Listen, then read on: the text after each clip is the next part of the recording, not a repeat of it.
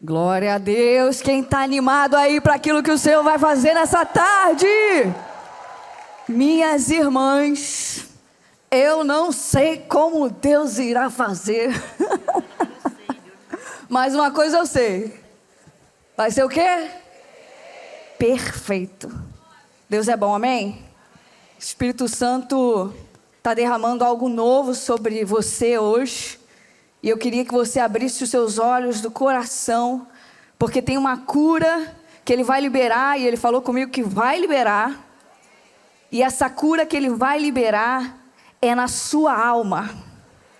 Então eu quero que você abra o teu coração, os quartos mais escuros do seu coração, para que a luz venha e a cura vai vir de dentro para fora. Teve um dia que eu estava preparando o meu café da manhã. Eu adoro café da manhã. Quando eu era jovem eu não tomava café da manhã não. A gente vai envelhecendo, a gente vai amando o café da manhã. Vai mudando a refeição favorita, aleluia. E eu adoro café da manhã, eu estava preparando café da manhã. E aí eu fiz meu café e tal, botei. Primeira coisa que eu fiz depois que eu montei lá meu café foi pegar meu celular. Aí peguei meu celular e tal.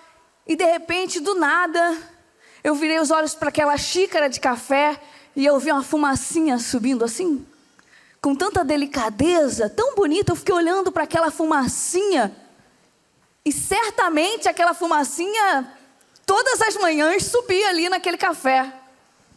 Mas naquela manhã especificamente, o Senhor me falou e me fez uma pergunta que me abalou. O Senhor falou assim: você ainda consegue perceber? Talvez, minha irmã, a gente nunca tenha visto tanta coisa. Em poucos minutos, a gente vê uma viagem, a gente vê um casamento de alguém, a gente vê uma tragédia, a gente vê uma receita, uma pregação, uma promoção, o quarto de alguém, a rotina de alguém, o corpo de alguém, o sucesso de alguém. Em poucos minutos, é só rodar assim, ó. A gente vai vendo um monte de coisa. Mas a gente perdeu a capacidade de perceber as coisas. Porque existe uma diferença muito grande entre ver e perceber. Você pode, por exemplo, morar na mesma casa que alguém e não perceber que essa pessoa está se afastando. Você pode olhar para alguém e não perceber que essa pessoa está triste. Você pode, inclusive, abrir a Bíblia todos os dias e não perceber Deus falando através dela. Perceber se tornou uma espécie de artigo de luxo do nosso tempo. Olhar de verdade, reparar nos detalhes, notar aquilo que ninguém está notando, estar inteira onde o seu corpo está também. Prestar atenção é uma das formas mais bonitas de se importar. Mas a gente não consegue mais prestar atenção. Inclusive você pode estar aqui com maior dificuldade de prestar atenção.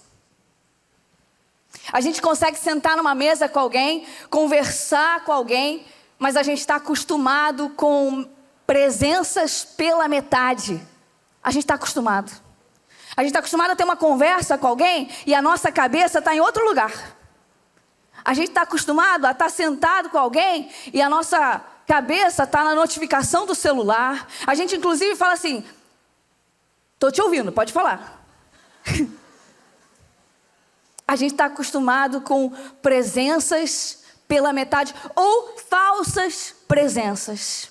A gente está conversando com alguém e enquanto esse alguém está falando, a gente está numa ansiedade pensando em qual resposta que a gente precisa dar. Quando na verdade a gente só precisava estar inteiro ali ouvindo. A gente não consegue mais perceber. A gente senta à mesa com um grupo de amigas, mas cada um está num mundo diferente. E achar normal uma falsa presença nos leva ao risco de fazer coisas para Deus sem perceber que a presença dele não está mais ali. Porque nos acostumamos com falsas presenças. Que risco a gente corre quando a gente para de perceber. Quando a gente é criança, a gente percebe as coisas com muita facilidade. Quando a gente é criança, uma borboleta pousa na janela e o mundo para. uma caixa de papelão se torna um castelo. Quando a gente é criança, uma poça d'água é um oceano. Uma estrela é motivo suficiente para chamar alguém e falar: olha, olha. Quando a gente é criança. Aliás, essa provavelmente, quem tem filho aqui sabe, deve ser uma das palavras mais repetidas por uma criança. Olha, olha, olha. A criança não quer só que você veja a estrela, não. A criança quer que você interrompa tudo e participe do encantamento dela. A gente perdeu a capacidade de se maravilhar com as coisas. Jesus disse em Marcos 10:15, quem não receber o reino de Deus como uma criança, jamais entrará nele. Talvez receber o reino de Deus como uma criança seja recuperar a capacidade de apontar para os vestígios de Deus no caminho e dizer com os olhos brilhando: olha, olha, olha, foi Deus, olha, olha Deus, olha, olha o que Deus fez. Nos detalhes da nossa vida. O nascer do sol continua sendo um grande espetáculo, mas a gente está passando por ele segurando o celular e olhando para baixo. Eu ouvi um teólogo dizer algo que me marcou muito. Ele disse assim: talvez Deus faça o sol nascer todos os dias, não porque esteja preso a uma repetição, mas porque possua a alegria que nós perdemos. Como uma criança que depois de uma brincadeira repete: de novo, de novo. Talvez Deus diga ao sol todas as manhãs: de novo, de novo. Nós perdemos a capacidade de ver a beleza do nascer do sol. Nós perdemos a capacidade de perceber o pôr do sol. Deus não parou de fazer coisas extraordinárias, nós é que paramos de perceber. A gente está sendo treinado para que tudo gire ao nosso redor. O algoritmo disso daqui, ó, que está virando um inimigo, por se multiplicar a iniquidade. Aqui, ó, onde é que está multiplicando a iniquidade? O amor de muitos se esfriará. O algoritmo, ele aprende aquilo que a gente gosta. A gente não pode nem falar. Isso é um demônio que fica aqui atrás da gente, que se eu estou falando aqui, ele vai ficar bravo comigo hoje. Ele fica vendo o que a gente gosta, sabe para quê? Para dar mais do que a gente gosta, mais do que a gente gosta. Se alguma coisa contraria a gente, sabe o que a gente faz? Bloqueia e cancela. Não podemos mais ser contrariados. Tem que ser tudo como a gente gosta. Se demora demais, 2x. Daqui a pouco vem o 3x, 4x, 5x. Daqui a pouco a gente só escuta uma sílabazinha. Demorando. Tem que ser tudo na hora que a gente quer, do jeito que a gente quer, como a gente quer. Nós estamos sendo treinados para isso. Até a inteligência artificial pode se tornar um espelho para falar coisas para a gente que nos agrade. Fala com o ChatGPT. Como é que ele responde para você? Excelente o que você me perguntou. Até quem é burro se acha inteligente falando com o ChatGPT. Essa sua pergunta revela o seu compromisso com uma vida mais saudável e não sei o quê. É só elogio. Sua percepção demonstra o comprometimento que você tem. Até quando fala errado, fala: muito boa essa observação, mas nós estamos sendo treinados para jamais sermos contrariados. Mas uma geração que não suporta ser contrariada, dificilmente vai aceitar ser transformada. A gente quer igreja que se adapte às nossas preferências. A internet se adapta, tudo gira ao meu redor, por que a igreja vai ser diferente? Não quero, vou embora. A gente quer que a palavra aprove as nossas escolhas.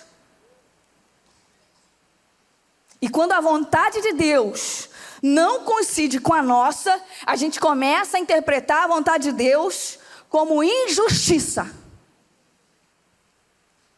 É viver sendo cercado por evidências da fidelidade de Deus e ainda assim murmurar como se Ele estivesse ausente só porque as coisas não foram como nós imaginamos.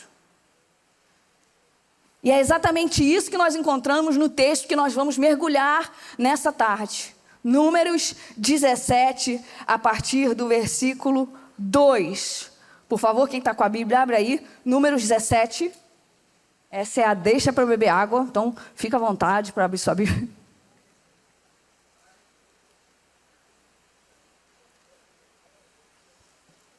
Olha o que o texto diz a partir do versículo 2.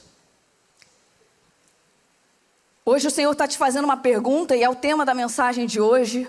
Você ainda consegue perceber? Você ainda consegue perceber? Olha o que acontece nesse texto. Diga aos israelitas que tragam 12 varas de madeira, uma para cada líder das tribos de seus antepassados. Escreva o nome de cada líder na sua vara. Na vara da tribo de Levi, escreva o nome de Arão, pois é necessário que haja uma vara para cada chefe das tribos de seus antepassados. Coloque as varas na tenda do encontro, diante da arca que contém as tábuas da aliança, onde eu me encontro com você. A vara daquele que eu escolher florescerá, e eu acabarei de vez com a murmuração e as queixas dos israelitas contra vocês. Só até aí por enquanto. Olha o que estava acontecendo. No capítulo anterior, número 16, Corá, Datã e Abirão e outros líderes se rebelam contra Moisés e contra Arão. Eles começam a acusar eles de se colocarem acima da comunidade, como se eles fossem líderes não autorizados por Deus. Quem botou vocês aí nesse lugar? A gente é uma comunidade santa também. Por que vocês são os escolhidos? Eles começam a questionar eles serem os líderes. O povo começou a olhar para Arão, e aí o Senhor entrou com uma providência muito difícil, teve morte e tudo, mas o povo continuou murmurando. Por que Arão foi escolhido como sacerdote? Por que ele está nessa posição? O povo estava olhando para Arão e estava vendo privilégio. O povo estava olhando para Arão e estava vendo status, estava vendo favoritismo. Era isso que o povo estava enxergando. Minha irmã, quando tudo na nossa vida começa a ser interpretado por privilégio, status, disputa, vantagem, favoritismo, sabe o que a Bíblia chama isso, esse tipo de olhar? Carnalidade.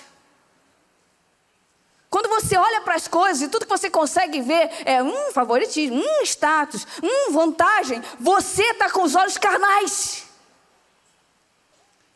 Então Deus ordena que cada tribo traga uma vara com o nome do seu líder. 12 varas são colocadas diante do Senhor na tenda do encontro e Deus declara: a vara que eu escolher florescerá. E eu me livrarei dessa murmuração. Diante de uma geração que havia perdido a capacidade de reconhecer a graça de Deus, Deus coloca 12 varas aparentemente iguais diante da presença dele e diz que só uma vai florescer. E por meio daquela vara que florescer, Deus não queria só mostrar quem ele tinha escolhido, não. Deus queria curar a maneira como o povo estava enxergando as coisas. Deus queria mudar e curar a percepção do povo. E a primeira lição que a gente tira do texto é que a murmuração começa quando deixamos de perceber a graça e passamos a interpretar tudo como injustiça. Deus havia dito: a que eu escolher vai florescer. O próprio Deus explica qual é o propósito desse sinal. A vara não ia florescer só para identificar Arão, não. Ele fala que a vara ia florescer para livrar da murmuração. Floresceria para confrontar a maneira como o povo estava reagindo. Murmuração. Eu vou te explicar qual é o problema de murmuração, minha irmã. Você para aí de murmurar agora. No nome de Jesus. A murmuração é justamente uma doença de percepção. A murmuração revela que, embora a pessoa externamente tenha sido liberta, o seu coração ainda funciona como um coração escravo, incapaz de perceber Deus em todas as outras coisas, porque os seus olhos estão fixados naquilo que o contrariou. É aquele crente mimadinho. Deus faz tudo. Aleluia. Deus faz tudo. Uma coisa que não é como eu queria, o bico vai até aqui na frente. E eu começo a falar: olha a injustiça que eu estou passando. Não é injustiça não. Deus fez diferente. Não é injustiça não. Você não é Deus. Ele é. Então quem decide como vai ser é Ele. Não é injustiça não. Minha irmã, para de ficar pedindo para Deus te livrar de injustiça, porque às vezes não é injustiça, às vezes é a vontade dele prevalecendo. Você precisa ser vencida por Deus. Você precisa.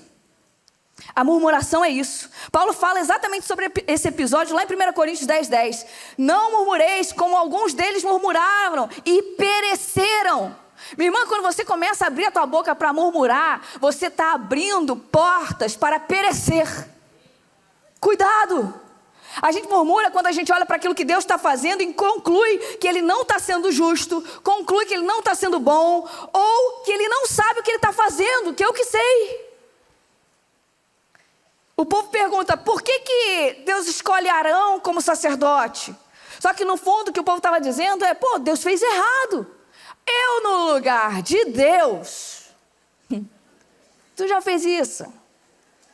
Não precisa nem ficar vermelha. Tem gente que fica nem mais vermelho.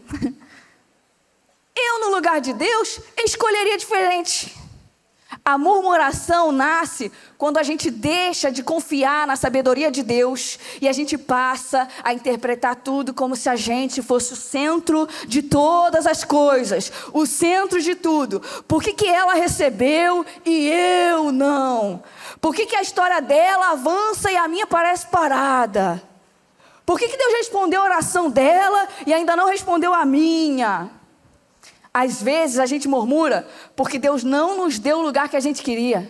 Às vezes a gente murmura porque Ele não nos deu a história que a gente imaginou viver. E existe um momento em que a murmuração nem parece murmuração. Existe um momento que ela se disfarça de análise e de discernimento espiritual. E você diz assim: eu não senti paz nessa direção. Ou você diz assim: eu não estou falando mal, eu só estou compartilhando para você orar. E assim a gente vai dando nomes espirituais para a nossa resistência à vontade de Deus. A comparação altera a nossa percepção das coisas. A gente fica tão ocupado observando o florescimento do outro que a gente deixa de perceber aquilo que Deus está tratando em nós. E o algoritmo, ele vai intensificando isso, tá? Porque durante o tempo todo, ele vai colocando, esfregando na nossa cara, colocando o resultado da vida dos outros. Só que eu posso contar um segredo? A internet é uma mentira. É uma mentira. A internet tem um nome: diabo. Não é o pai da mentira? É uma mentira. Você acredita naquelas vidas ali fake? Dos super espirituais? Que ligam a câmera e desliga a câmera para eu poder levantar. Ai, graças a Deus. Não. Você acredita nessas histórias todas? É mentira. É mentira. O algoritmo fica nos mostrando recortes da vida para prender a nossa atenção. Só recorte. Só que quando a gente começa a consumir só recortes de histórias, quando a gente começa a ver recortes como se fosse a história completa das coisas, a gente também passa a olhar para a nossa própria vida com desprezo. A vida dos outros parece florescida e a nossa parece uma vara seca. Mas quem percebe a graça não precisa transformar a vida numa competição. Quem percebe a graça, quem percebe que só existe pela graça, que só vive pela graça, entende que graça significa que nada começou na nossa vida por merecimento. Se eu percebo a graça de Deus na minha vida, eu não preciso acreditar que a bênção sobre a vida da minha irmã significa que faltou amor de Deus por mim. Não faltou. Deus tem outra coisa para você. E não precisa ser maior, não precisa ser menor, precisa ser profunda. Precisa moldar o caráter para sustentar aquilo que Ele vai fazer. Se foi Deus quem chamou, eu não preciso transformar o meu chamado numa disputa.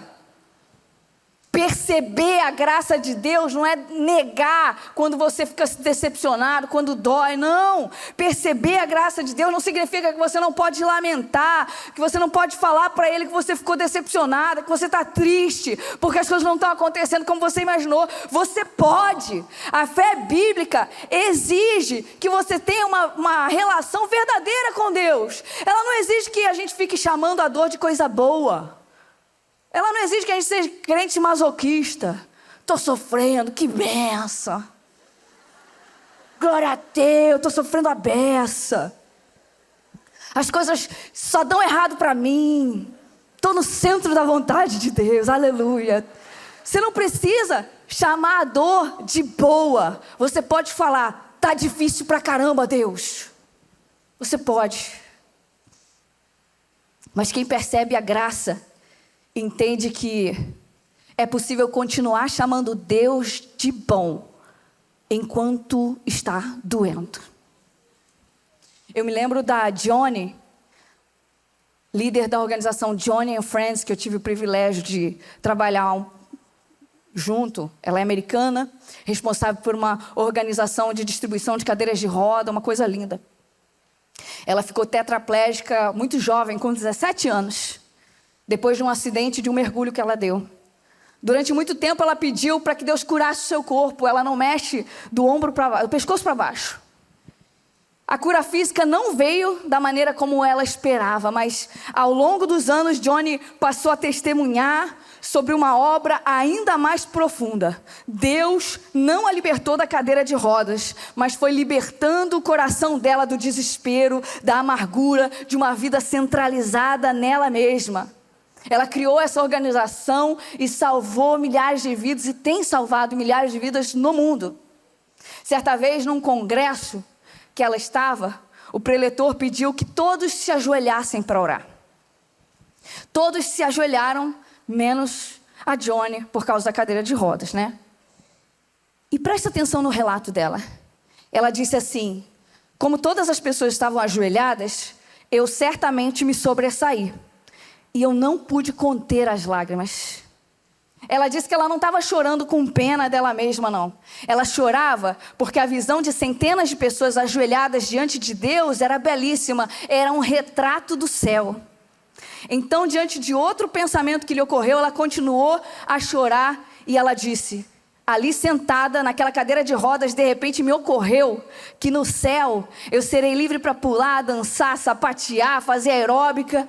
E um dia, antes que os convidados sejam chamados à mesa do banquete das bodas do Cordeiro, a primeira coisa que eu planejo fazer quando tiver com as minhas pernas ressurretas é cair de joelhos, cheia de gratidão, glorificando a Deus. Eu vou me ajoelhar em silêncio diante dos pés de Jesus.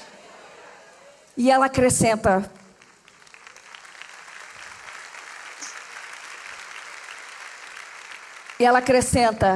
eu, com meus dedos retorcidos e murchos, meus músculos atrofiados, meus joelhos deformados, sem sentir nada dos ombros para baixo, terei um corpo novo, leve, glorioso, revestido de retidão, poderoso, deslumbrante. Você consegue imaginar a esperança que a ressurreição dá a alguém como eu?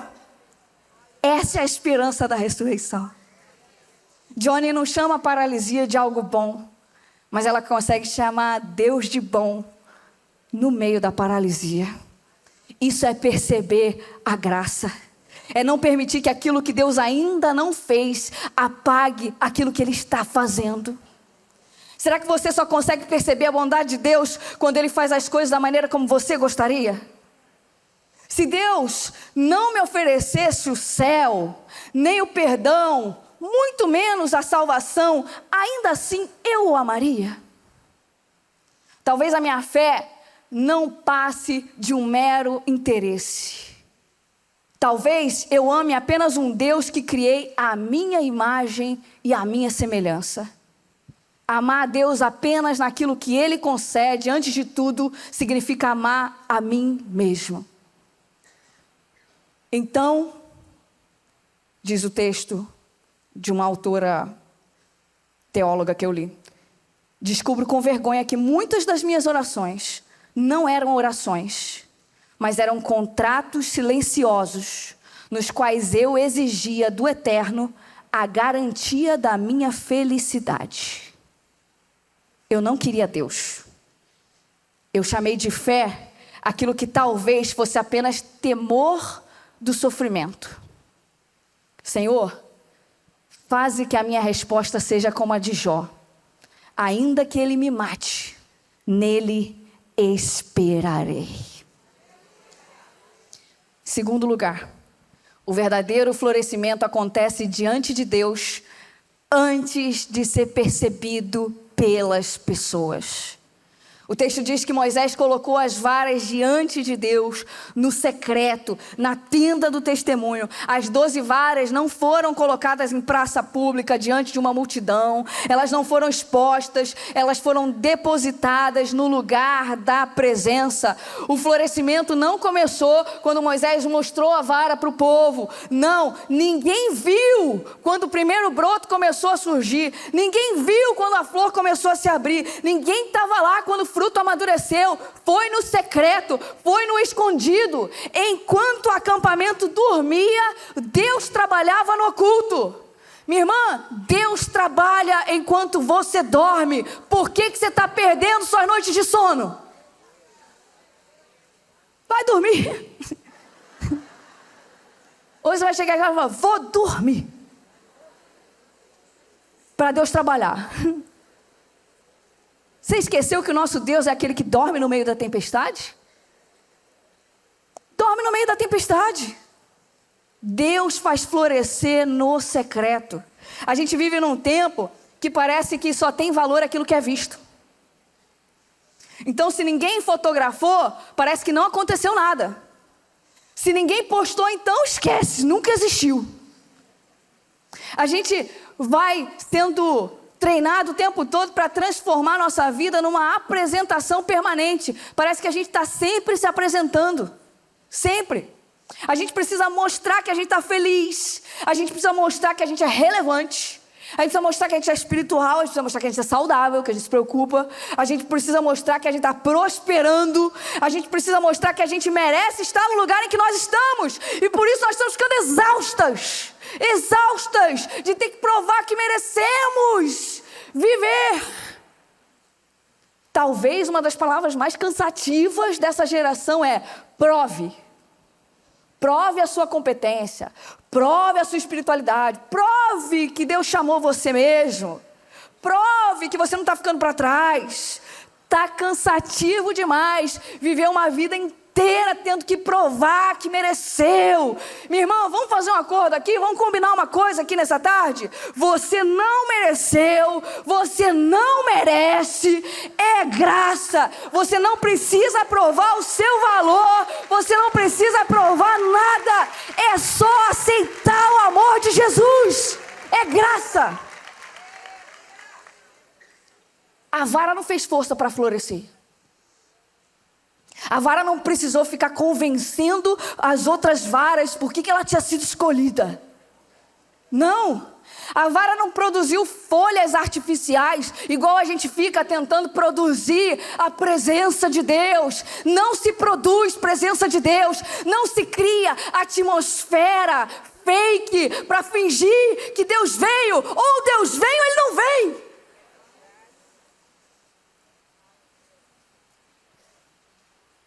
A vara floresceu porque Deus escolheu. Acabou.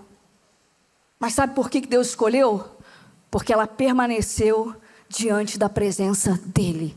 Você só precisa permanecer. Quem sabe que foi escolhida pela graça não precisa passar a vida inteira justificando a escolha.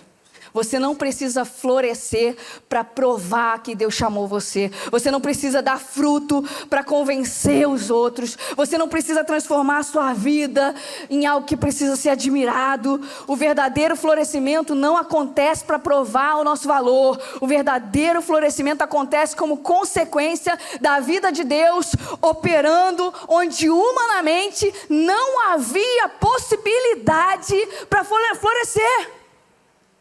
Existem pessoas cansadas porque passaram anos tentando fazer florescer diante dos homens coisas que só vão nascer diante de Deus escondidas. Tentando exibir fruto sem cultivar raiz. Tentando construir publicamente uma imagem que não corresponde ao que ela vive no secreto. Existem coisas que Deus só desenvolve quando ninguém está olhando. O caráter. O caráter é formado no secreto. Intimidade é construída no secreto. Obediência é provada no secreto. Cura começa em lugares que não podem ser fotografados. Existem renúncias que nunca vão receber aplausos, mas diante de Deus tem cheiro de adoração. Por isso, a gente precisa se perguntar o que continua existindo na nossa vida quando ninguém consegue perceber. Você ainda oraria se não pudesse contar para ninguém que você está orando? Você ainda serviria se ninguém soubesse? Você ainda buscaria a Deus se não pudesse falar ou postar no Instagram uma frase daquilo que Deus está falando com você? Jesus em Mateus 6 deixa tão claro. Ele diz assim: tenham cuidado para não praticar as suas obras de justiça diante dos outros para serem vistos por eles. Se fizerem isso, não terão nenhuma recompensa do seu Pai que está no céu, de forma que você preste ajuda em secreto, e o seu Pai que vê o que é feito em secreto o recompensará. Mais um pouquinho adiante ele diz: quando você for orar, vá para o seu quarto, feche a porta, ore ao seu Pai que está em secreto, e seu Pai que o vê em secreto o recompensará. Meu irmão, fechar a porta hoje em dia é desligar isso aqui, tá?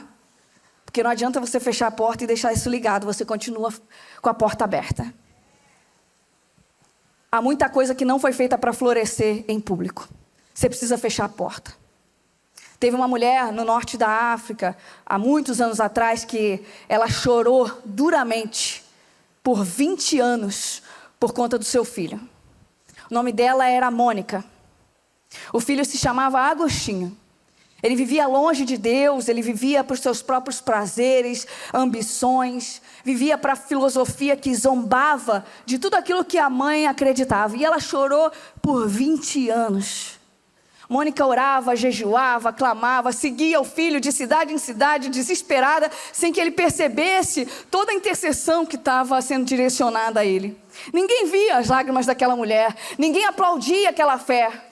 Por fora, nada parecia estar mudando. O filho continuava na gandaia, vivendo conforme ele queria. Um dia ela, cansada e sem esperança, foi procurar um bispo e pediu que ele conversasse com Agostinho, para convencer ele, para fazer alguma coisa. Sabe qual foi a resposta desse bispo? Ele disse assim: vá, continue como está. É impossível que o filho de tantas lágrimas se perca. Ninguém sabia, naquele momento, que aquelas lágrimas estavam regando o que se tornaria uma das mentes mais importantes da história do cristianismo. Agostinho se converteu, se tornou aquele que nós conhecemos como Santo Agostinho, um dos maiores teólogos que a igreja já teve, alguém cujos escritos ainda formam até hoje pastores e cristãos quase 1.700 anos depois. Anos depois, quando ele se converteu, num dos seus escritos, ele disse: tarde te amei, ó beleza tão antiga e tão nova, tarde te amei, eis que tu estava dentro de mim e eu te buscava fora, tu estava comigo e eu não estava contigo. O mesmo homem que envergonhou a mãe durante 20 anos, se tornou o homem que escreveu logo nas primeiras frases do seu livro: fizeste-nos, Senhor, para ti, o nosso coração está inquieto e só repousa em ti. Minha irmã, antes de verem o fruto, existiram 20 anos de lágrimas. O mundo só viu Agostinho quando ele floresceu, mas Deus viu a Mônica desde a primeira lágrima que escorreu sobre os seus olhos. Em último lugar, Deus faz florescer para revelar a sua presença, não para alimentar o nosso ego. A vara de Arão, que representava a tribo de Levi, brotou, produziu botões, flores e deu amêndoas maduras, é o que o texto diz.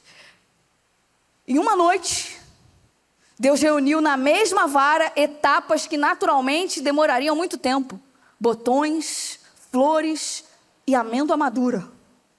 Era como se Deus mostrasse simultaneamente o início, o processo e o resultado. Mas Deus não estava fazendo isso para mostrar uma vara bonita, não. Ele estava confirmando a sua escolha. Eu realmente escolhi Arão. Ele estava protegendo o povo das consequências da rebelião dele. E ele estava encerrando uma disputa que já havia causado morte. Eu fiquei chocada, sabe por quê? Deus responde a uma rebelião com uma flor. O florescimento daquela vara não era um troféu para Arão. Era uma mensagem para toda a comunidade. Isso é importante porque Deus faz coisas florescerem na nossa vida e a gente corre o risco de acreditar que esse florescimento é sobre o quanto nós somos bons. A gente começa a achar que Deus fez frutos nascerem para provar que nós somos melhores, para validar a nossa importância. O florescimento verdadeiro não produz culto à vara, produz adoração a Deus. Do contrário, que Deus derrube todos os amores rivais que dividem o nosso coração. A influência, o ministério, os dons não foram entregues para sustentar a nossa necessidade de aprovação. Não foram entregues para que Jesus seja percebido. O verdadeiro florescimento é esse: é Cristo aparecendo em nós. É ter poder para ferir alguém e escolher perdoar. É Cristo aparecendo em nós. É ser contrariado e continuar com o coração ensinável. É Cristo aparecendo em nós. É crescer sem se tornar celebridade, inacessível e todas essas baboseiras desse mundo. Isso é Cristo em nós. Nós rejeitamos em nome de Jesus a fama que o mundo quer comprar a gente. A gente precisa de fama, não. A gente precisa que o nome dele seja conhecido. E o nome dele sempre vai ser o maior de todos. Sempre. O extraordinário é fazer Cristo aparecer em você. Aquela vara deu fruto e ela não deu qualquer fruto, não. O fruto que ela deu foi amendoeira.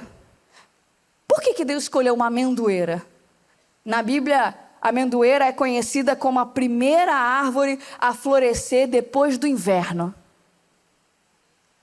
Ela anuncia que uma nova estação começou. Inclusive em Jeremias 1, Deus usa justamente a visão de um ramo de amendoeira para dizer: eu velo para que a minha palavra se cumpra. A amendoeira virou símbolo da fidelidade de Deus de gerar vida depois de um longo inverno. Deus não fez um cajado florescer qualquer tipo de fruto. Ele fez produzir justamente o fruto da árvore que anuncia uma nova estação. Quando Deus faz alguém florescer, o que muda não é só a pessoa. O que muda é tudo que está ao redor da pessoa, anunciando uma nova estação para todo aquele ciclo de pessoas.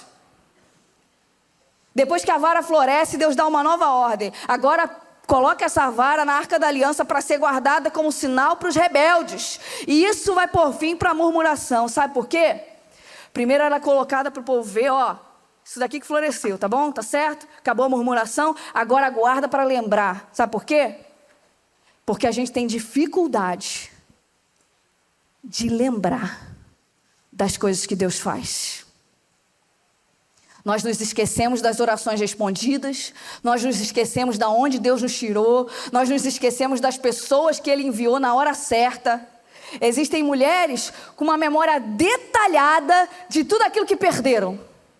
Uma memória detalhada de toda a ferida que sofreram. Mas uma memória muito curta para contar aquilo que Deus fez. Talvez você também precise olhar novamente para algumas varas que já floresceram na sua vida. E Deus está perguntando, você ainda consegue perceber? Sabe o que mais me chocou no texto quando eu li? Aquela vara era só um pedaço de madeira cortado. E um pedaço de madeira cortado sem vida, sem raízes, é um pedaço de madeira morto.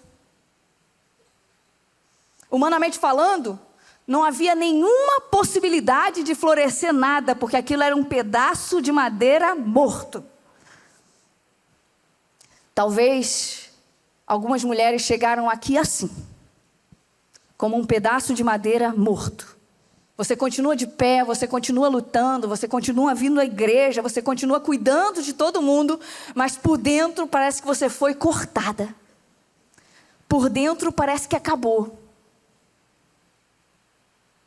Eu queria te dizer que Deus é capaz de chamar a vida justamente do lugar onde todos já decretaram morte. E quando eu penso nesse pedaço de madeira morto que Deus fez florescer, eu me lembro de um outro pedaço de madeira. Eu me lembro da cruz. A cruz também parecia o fim. Nela Jesus foi ferido, rejeitado e morto. Naquela sexta-feira ninguém olhava para o Calvário e enxergava um jardim, não. As pessoas olhavam e viam a madeira, sangue e morte.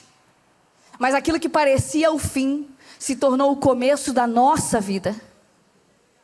Não foi a madeira que gerou vida, não. Mas foi Cristo que, ao entregar a sua vida sobre essa madeira, transformou um instrumento de morte no instrumento da nossa redenção. Na vara de Arão, Deus mostra que a madeira morta podia florescer. Na cruz de Cristo, Deus revela que até a morte foi vencida. Por isso, não se apresse em sepultar aquilo que Deus mandou colocar diante dele. Talvez hoje você esteja olhando para a sua vida e vendo só um pedaço de madeira cortado, seco. Mas Deus viu algo que Ele ainda pode fazer florescer. Você pode ter chegado aqui se sentindo sem raízes, sem força, perdido, sem saber para onde continuar, sem vida. Mas se tem uma coisa que a cruz nos ensinou, é que Deus sabe começar histórias exatamente nos lugares em que nós colocaríamos um ponto final. Você ainda consegue perceber? Às vezes perceber é permitir que Ele nos mostre que esteve presente e nós ainda não tínhamos compreendido bem o que Ele queria dizer. Eu me lembro quando eu era pequena, e eu vou encerrar com essa história. Quando eu era pequena, eu vivi uma cena que ficou guardada dentro de mim. Meus pais são separados, a maioria sabe da história. Era Natal, eu estava na casa da minha tia. E de repente chegou o Papai Noel. E aquele Papai Noel chegou perto de mim, baixou a barba, e era o meu pai. Naquela hora eu olhei e falei, meu Deus, o Papai Noel é o meu pai. Eu me lembro que eu me senti tão importante com aquela descoberta, sabe? Eu me senti uma pessoa tão especial e ele falou, não conta pra ninguém, tá? Eu falei, caramba, eu tenho um segredo com meu pai e ele é o Papai Noel. Para uma criança que sentia a ausência do pai, aquilo foi muito importante. Depois meu pai me chamou e falou, olha, eu preciso ir embora porque eu tenho que fazer outras crianças felizes também. Tem outras crianças esperando. Eu me senti especial demais. Eu tinha um segredo que ninguém conhecia, só eu e meu pai. Meu pai era o Papai Noel e ele ainda tinha que distribuir para outras crianças serem felizes também. Mas hoje eu percebo que não foi só isso que aquela menina entendeu daquela cena. Meu pai era ausente por causa da separação. Eu não tinha presença dele todos os dias na minha vida e isso me machucava. Mas sem perceber, o coração daquela menina, naquele dia, encontrou uma explicação para a ausência dele. Meu pai não está comigo porque ele precisa fazer outras crianças felizes. Aquela fantasia de Papai Noel não só vestiu o corpo do meu pai, vestiu também a ausência dele. Talvez tenha sido a maneira que eu, quando criança, encontrei de continuar, mesmo com aquela dor. Muitos anos se passaram, meu pai faleceu, e entre todas as lembranças possíveis que eu podia ter quando ele morreu, a que voltou na minha cabeça foi: meu pai é o Papai Noel. Quando eu era criança, eu achei que eu tinha descoberto algo muito importante, mas quando ele morreu, eu descobri outra coisa. Eu descobri que aquele era um dos lugares onde o amor dele tinha ficado escondido. Eu descobri que às vezes o amor esteve presente sim. E por muitos anos eu me senti não amada, mas o amor estava o tempo todo ali. Não da forma constante, completa, segura que eu precisava. Às vezes, o amor chegou fantasiado, atrasado, misturado com ausência, mas de alguma forma estava lá. E isso não apaga aquilo que faltou, faltou sim. Mas isso também não me impede de reconhecer que existiu. Tinha muito amor. E que bom que nos últimos dias de vida dele eu descobri isso. E ali no leito do hospital, 29 dias dele internado, nós dois pudemos experimentar o tanto de amor que um tinha pelo outro. E a gente teve um resgate muito forte ali da nossa relação nos últimos dias de vida dele. E eu me lembro que quando ele morreu, eu fiquei pensando que dentre tantas coisas que nós não tínhamos conseguido viver juntos, o quanto que eu queria que ele tivesse assistido alguma pregação minha, por exemplo. E quando eu estava no enterro, e eu sabia que ele não tinha assistido, né? Ele nunca tinha falado nada. Eu falei, caramba, eu queria muito ter tido essa experiência. Eu estava no enterro, 2 amigos dele do trabalho me abordaram dizendo: você que é a filha pastora dele? Eu falei, sou.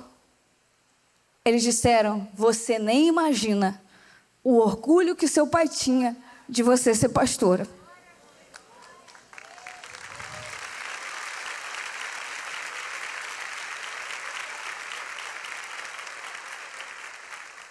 Ele obrigava a gente a sentar com ele e assistir junto todas as suas pregações.